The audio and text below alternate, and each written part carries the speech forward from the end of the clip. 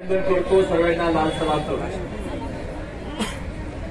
भगिनींनो, आजचं हे आंदोलन याविषयी आपल्याला संघटनेच्या वतीने मेसेज आलेला आहे. प्रथमतः महाराष्ट्रामध्ये गेल्या वर्षी भाऊबीज झाल्यानंतर या महाराष्ट्रात आपण संप पुकारला की आम्हाला ऑनलाईन काम नको आणि गटप्रवर्तकांना कंत्राटी कर्मचारी दर्जा द्या, या प्रमुख मागण्यासाठी आपण संप पुकारला होता. त्या संपातून जी चर्चा झाली आणि त्या चर्चेतून आशांना 7,000 रुपये, गटप्रवर्तकांना 10,000 रुपये आणि कंत्राटी कर्मचाऱ्यांचा दर्जा देण्याबाबत महाराष्ट्र सरकारच्या आरोग्यमंत्री महोदयांनी घोषणा केली. आणि या घोषणेनंतर आपण ऑनलाईन काम ज्यांना जमत नव्हतं त्यांनी सुद्धा दुसऱ्याला पैसे देऊन आणि आपल्या घरच्या लोकांना कामाला लावून करण्याचा प्रयत्न आपल्या आशाताईंनी केलेला, बरोबर आहे ना. परंतु हे सर्व करत असताना ज्या पद्धतीने सरकारने आपल्या भावनेशी खेळ केला, मंत्र्यांनी घोषणा केली आणि बाकी मंत्री सांगायला लागले की आम्हाला न विचारताच घोषणा केली आहे. आणि पुन्हा आपल्याला ज्या पद्धतीने संघर्ष करावा लागला ते सर्व दिवस आपण विसरू शकणार नाही. अजूनही मला 1 वर्षापासून असं वाटतं की दररोज आपलं आंदोलनच चालू आहे की काय. तर गेल्या वर्षाच्या भाऊबीज नंतर आपण महिना सव्वा महिना आपलं आंदोलन चाललं. त्यानंतर आयटक महाराष्ट्राच्या वतीने आम्ही 18 डिसेंबर पासून 18 नोव्हेंबर पासून तर 18 डिसेंबर पर्यंत 1 महिना घरदार सोडून महाराष्ट्रामध्ये सर्व जिल्ह्यामध्ये आम्ही गेलो. 1 लाखापेक्षा अधिक आशा कर्मचारी, योजना कर्मचाऱ्यांचा भव्य असा मोर्चा नागपूरच्या विधानसभेवर काढला. तिथे मुख्यमंत्र्यांना भेटलो, त्यांना सांगितलं की अरे तुम्हीच दिलेलं तुमच्याच मंत्र्यांचा आश्वासनाचा GR काढा आणि आमच्या पत्रामध्ये आश्वासन पाळा.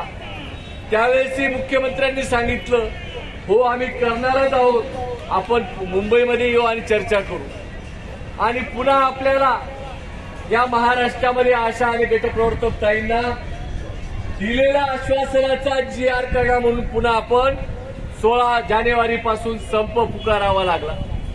संप पुकारत असताना या महाराष्ट्राच्या 75 वर्षाच्या स्वातंत्र्याच्या इतिहासामध्ये आपल्याला सांगावं लागेल, अंगणवाडी ताईंना सवय होती की घोषणा होते आणि GR काढण्याकरता परत आंदोलन करावं लागतं.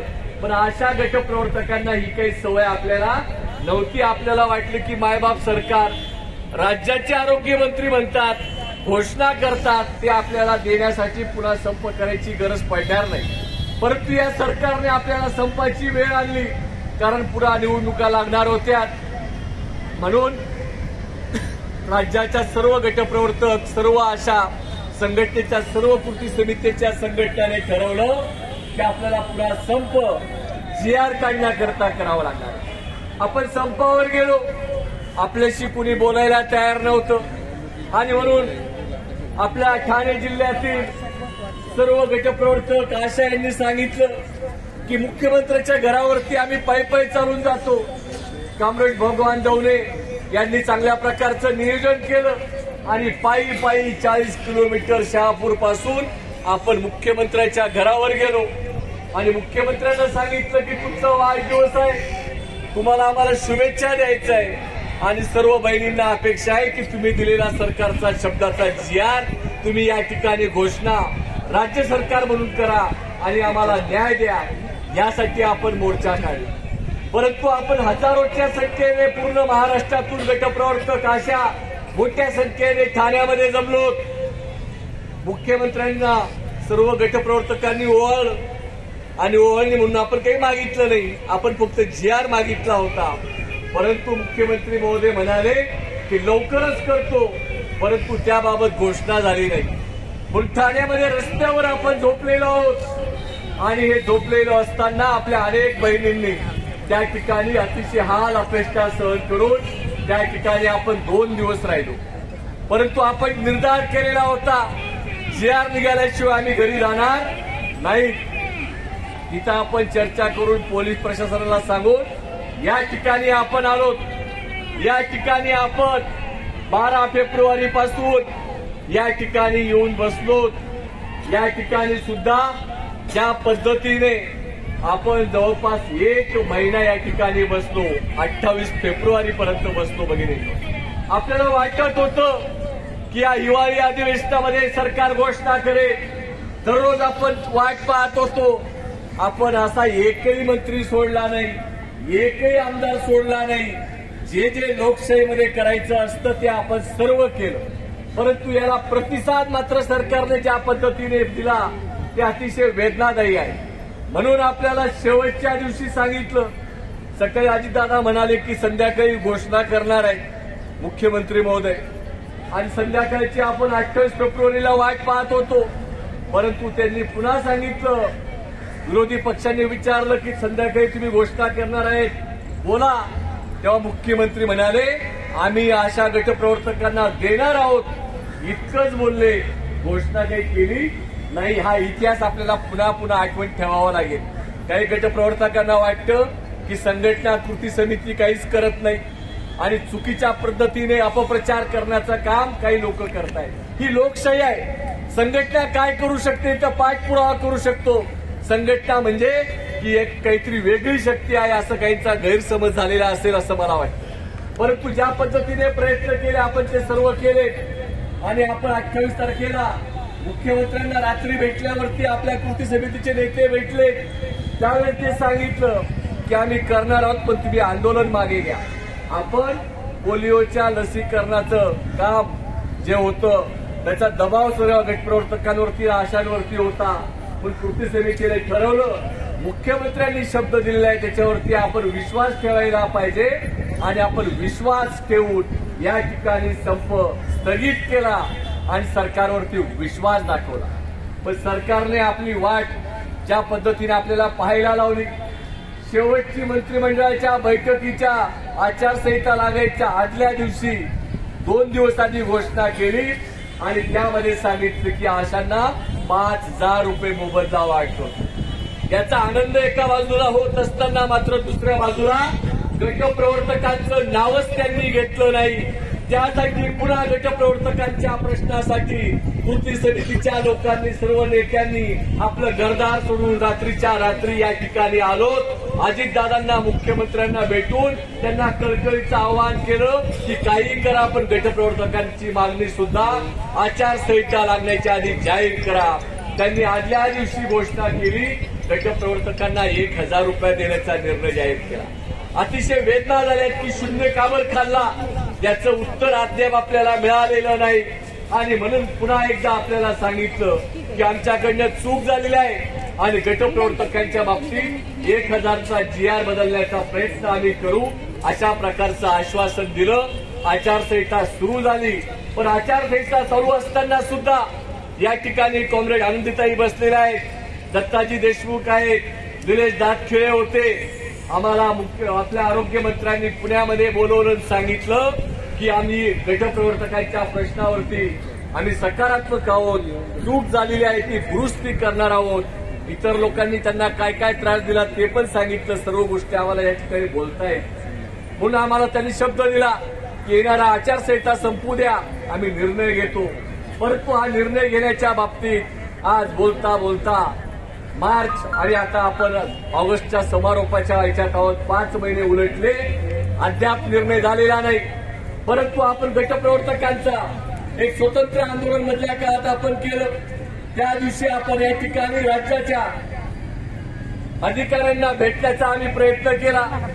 त्यानंतर एक स्वतंत्र कृती समितीचे नेते आम्ही सर्व भेटलो आणि त्या पद्धतीने आपल्याला कल्पना आहे की 5,000 रुपये जे आपल्याला आशांना जाहीर केले आहेत ते सुद्धा काही लोकांच्या पोटामध्ये दुखले. बरोबर आहे ना? ते म्हणे आता 5,000 रुपये तुम्हाला द्यायचे तर नवीन काहीतरी कामं तुमच्याकडनं करून घ्यायला पाहिजे. कृती समितीची भूमिका आहे की 5,000 रुपये जे तुम्हाला राज्य सरकार आम्हाला देणार आहे ते जुन्या 4 कामाच्या मोबदल्यामध्येच ऍड झालं पाहिजे. हा निर्णय लागेपर्यंत कृती समिती आशांचा प्रश्न कधी मागे घेणार नाही. तुमच्यासाठी लढू हा शब्द तुम्हाला आम्ही देत आहोत. आणि म्हणून आपण पाहिलं की गटप्रवर्तकांचा GR बदलला पाहिजे, पाठपुरावा करत आहोत. या ठिकाणी मी गटप्रवर्तक ज्या उपस्थित आहे ज्या आलेल्या नसतील त्यांना सुद्धा आम्ही सांगू इच्छितो की कृती समितीचं शिष्टमंडळ एक 10 दिवसापूर्वी आम्ही जेव्हा भेटलोय त्यावेळेस आम्हाला आरोग्य विभागाने सांगितलंय की गटप्रवर्तकांचा प्रस्ताव हा तयार आहे, 1000 रुपये वाढ केलेली आहे आणि अजून मोबदल्यामध्ये वाढ करण्याचा प्रस्ताव तयार आहे. ते फक्त अजितदादांनी मागावं, मुख्यमंत्र्यांनी सांगावं, आम्ही तो प्रस्ताव त्या ठिकाणी त्वरित मंजूर करू, अशा प्रकारचं आश्वासन महाराष्ट्रातल्या आरोग्य विभागाच्या उपसचिवांनी आम्हाला सचिवांनी घेतलेल्या निर्णयाच्या बाबत सांगितलेलं आहे. परंतु यासाठी प्रयत्न करत असताना सुद्धा महाराष्ट्रामध्ये काही गटप्रवर्तक कृती समितीच्या बाबतीत अपप्रचार करतात, त्याच्या वेदना आम्हाला होतात. काहींनी तर अतिशय शेवटचं टोक गाठलेलं आहे. आम्ही नेहमी सांगतो लाल बावटे आम्ही हातात घेतलेले 4 संघटनेचे कार्यकर्ते आहोत. या देशामध्ये ज्या ज्या योजना कर्मचारी आहेत त्या सगळ्यांना न्याय मिळाला पाहिजे, सगळ्यांना किमान वेतन मिळालं पाहिजे, सर्वांना जिल्हा परिषदच्या सेवेत कायम केलं पाहिजे. हे श्रमिकांचे प्रश्न घेऊन लढणाऱ्या या सर्व कृती समितीच्या संघटना आहेत. गटप्रवर्तक आमच्या शत्रू आहेत का? आमचा विश्वास आहे तुम्ही शिकलेला आहे, उच्च शिक्षित आहे. तुमच्यावर झालेला अन्याय हा संघटनेने नाही तर या महाराष्ट्रातल्या सरकारने केलेला आहे, त्या विरोधात आपण सगळे मिळून संघर्ष केले पाहिजे ही भूमिका आहे. परंतु काहींची समज आहे, काहींची समज नाही. काहींनी चुकीच्या पद्धतीने महाराष्ट्रामध्ये मंत्र्यांना पैसे देऊ आणि GR काढू असा एक नवीन प्रकार सुरू केलेला आहे. तो अतिशय वेदना देणारा आहे. या महाराष्ट्रामध्ये अंगणवाडीच्या 35-40 वर्षाचा संघर्ष असेल, आशाताईंचा संघर्ष आहे, हा आपण रस्त्यावरती संघर्ष करून आज महाराष्ट्रामध्ये नाही तर देशामध्ये सर्वात जास्त मोबदला गटप्रवर्तकांना कुठं मिळत असेल तर तो महाराष्ट्रात मिळतो, हे आम्हाला कृती समितीला अभिमानाने सांगावंसं वाटतं. त्याच पद्धतीने देशामध्ये सर्वात जास्त मोबदला अशांना कोणत्या राज्यामध्ये मिळतो तर तो सुद्धा महाराष्ट्रात आहे. आणि हे श्रेय नुसतं कृती समितीचं नाही तर लढणाऱ्या आमच्या सर्व आशा आणि गटप्रवर्तकांचा आहे, याचा आपल्याला अभिमान वाटला पाहिजे. चुकीची संस्कृती करून या महाराष्ट्राची चळवळ बदनाम करण्याचं काम काही लोक करतायत, त्या विरोधात आम्ही ठामपणे कृती समितीची भूमिका आहे. म्हणून मी सर्व गटप्रवर्तक बघितले आवाहन करू इच्छितो, येणाऱ्या काळात 100% तुमचा GR निघाल्याशिवाय राहणार नाही. आजच्या मोर्चामध्ये जे काही निवेदन घेऊन आपले पदाधिकारी जातील, त्यानंतर जे काही चर्चा होईल, त्यानंतरच्या काळामध्ये जे प्रश्न आपले राहतील शिल्लक, त्याबाबत कृती समितीची बैठक घेऊन पुढची दिशा आम्ही ठरवणार आहोत. गटप्रवर्तकांचा GR निघेपर्यंत आणि त्याचप्रमाणे आशाताईंना काहींचा गैरसमज असेल की आपले सगळ्या प्रश्न सुटलेले नाही तर 5000 रुपये ऑगस्ट महिन्यापासून तुम्हाला जे पुढचा मोबदला मिळणार आहे त्याला नवीन 18 इंडिव्हिज्युअलवर देणार असं परिपत्रक काढलेले. हे परिपत्रक सुद्धा मागे ठेवायचं असेल. राज्य सरकारने आपल्याला 2000 रुपये बोनसची घोषणा केली होती दीपावलीच्या भेटची, विसरलोय का आपण? विसरायचं नाही, आपण पण लाडल्या आहेत ना, लाडल्या बहिणी सर्वच आहेत. म्हणून दिवाळी पण जवळ यायला लागली, दिवाळी जवळ यायला लागली. काही आशांना सांगितलं गटप्रवर्तकांना काही नका, तुम्ही पण फॉर्म भरून टाका लाडली बहिणीचे, तुम्हाला पैसे मिळतील. आम्हाला अनुभव आहे, शेतकऱ्यांना पण यांनी असंच सांगितलं होतं निवडणुकीच्या आधी.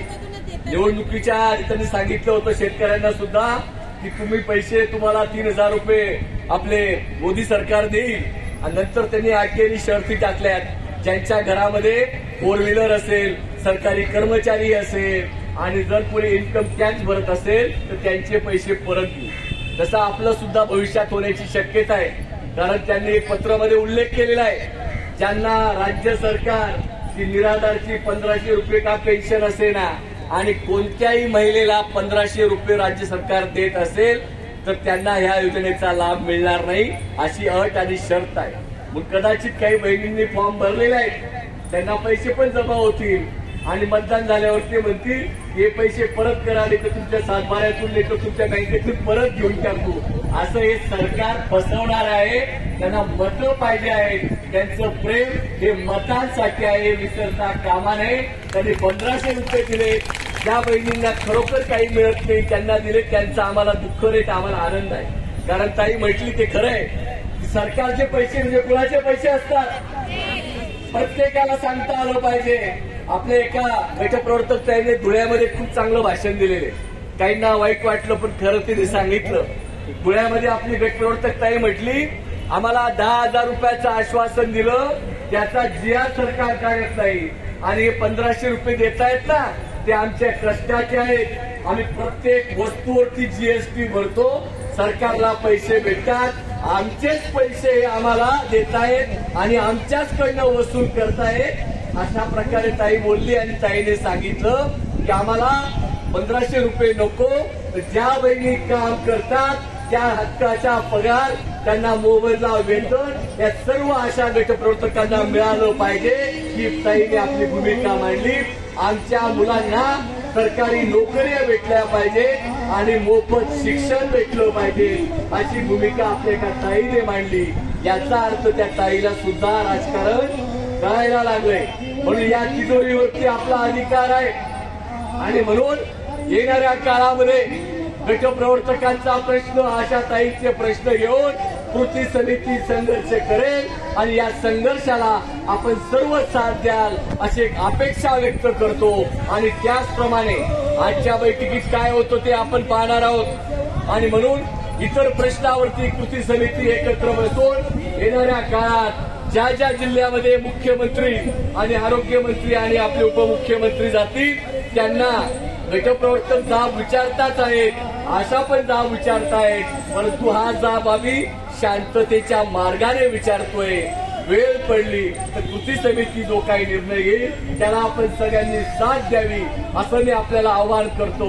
भाऊबीजची भेट सरकारने नाही तर तुम्ही रडल्यामुळे काही महिलांच्या खात्यावरती 3 महिन्याचे पैसे जमा झालेत, परंतु बहुतेकांचे पैसे 6-6 महिन्याचे अजून थकीत आहेत. परंतु कृती समितीला जे माहिती उपलब्ध आहे येणाऱ्या 8 दिवसामध्ये 3 महिन्याचे पैसे 10,000 रुपये प्रमाणे जे 30,000 रुपये आहेत ते शनिवारच्या पर्यंत सगळ्यांच्या खात्यात जमा होतील. हे तुम्ही संघर्ष करून मिळवलेले आहे.